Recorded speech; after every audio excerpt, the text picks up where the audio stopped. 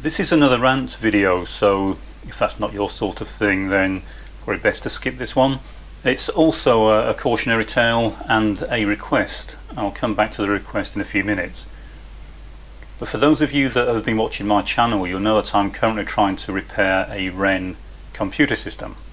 I've got it mostly working, and for the last month and a half I've been trying to replace this IC. It's the floppy drive controller chip. Now this one's completely dead, it doesn't work at all, and this is the original one that was in the board. So initially I started by looking on eBay. I found a replacement, ordered it, and it arrived, only to find out it was actually a different device. It's actually a different part number, so I couldn't use this. These chips aren't cheap, they do cost quite a lot of money, and so I was a bit put out when this turned up. So I found another supplier on eBay again, ordered them. These turned up, but they don't work. They're supposed to be new old stock. They are supplied as untested, so it's always a risk. Now of course the issue is this just a scam, or is this a genuine mistake? So I looked around and found another supplier off eBay. The devices turned up, and again these don't work. They all have various faults. Some work to a certain degree, some just don't work at all.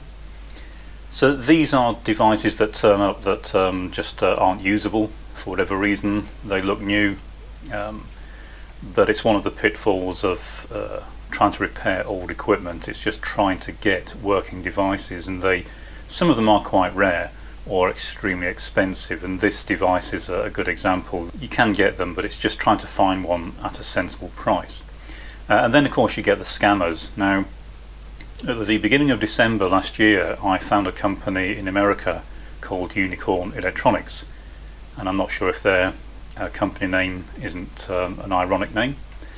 So on their website they did list these devices.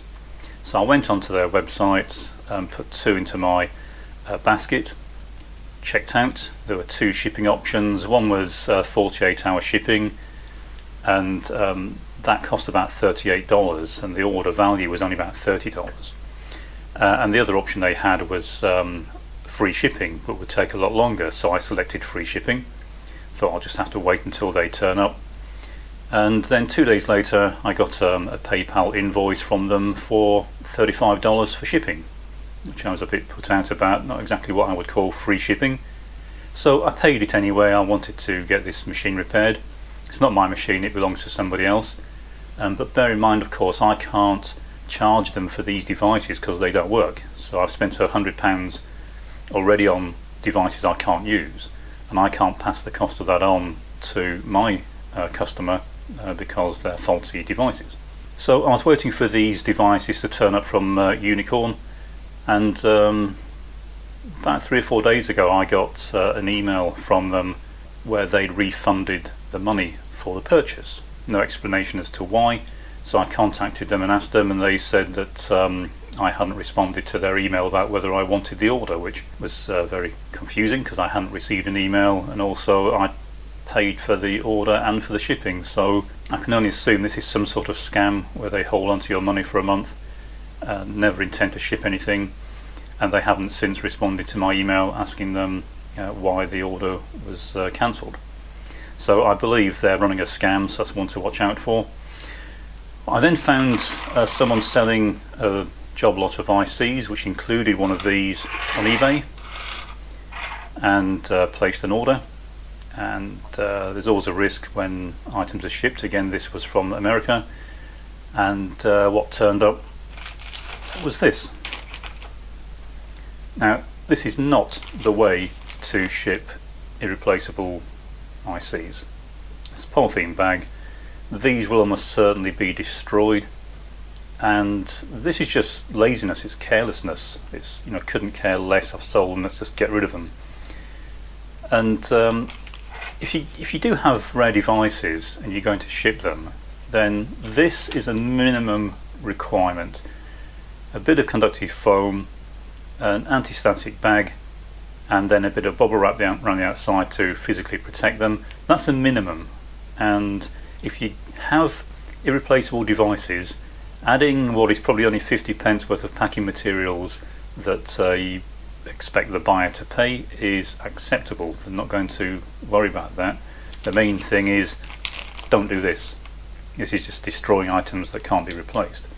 So my request is, if you have items like this and you want to sell them, then please make some effort to get them to your buyer in the condition that you have them. Don't go down the ridiculous argument I hear a lot, saying, well, they were sold as spare parts, therefore what does it matter if I destroy them in shipping? That's one of the stupidest arguments I ever hear. And if you're going to make that argument, then it's probably best that you don't advertise the things in the first place, because smashing them to pieces in shipping because you're too lazy to pack them properly is silly. So if you have something like this, then please make an effort to try and get it to your buyer intact. On the other side of the coin, we do get some amusing feedback on the items that I sell. A year or so ago I sold, it wasn't mine, it was somebody else's, but I sold a statuette of an eagle with its wings spread. Obviously a very difficult thing to ship. So double boxed it, plenty of bubble wrap and foam chips. And about a week later I got a message from the buyer saying, item arrived intact, thanks very much, but too much packaging, think of the planet. Well, I thought it was a very strange comment, so I checked out her eBay, and sure enough she'd only bought 2 items before, so probably isn't aware of the damage that couriers can do. But moreover, I'd used recycled boxes. I don't have Eagle shipping boxes to hand. So I'd recycled these boxes anyway. I hadn't had them made to ship the Eagle. So now the ball's in her court. It's, you think of the planet, you recycle the boxes, reuse them for something. That's what I've done. So the bottom line really is, if you're going to sell old equipment, package it properly, try and get it to the buyer intact. Doing this is just writing off old equipment. We can't sustain this. I've now spent well over £100 just trying to replace a single item, and I can't pass any of that cost on to my customer.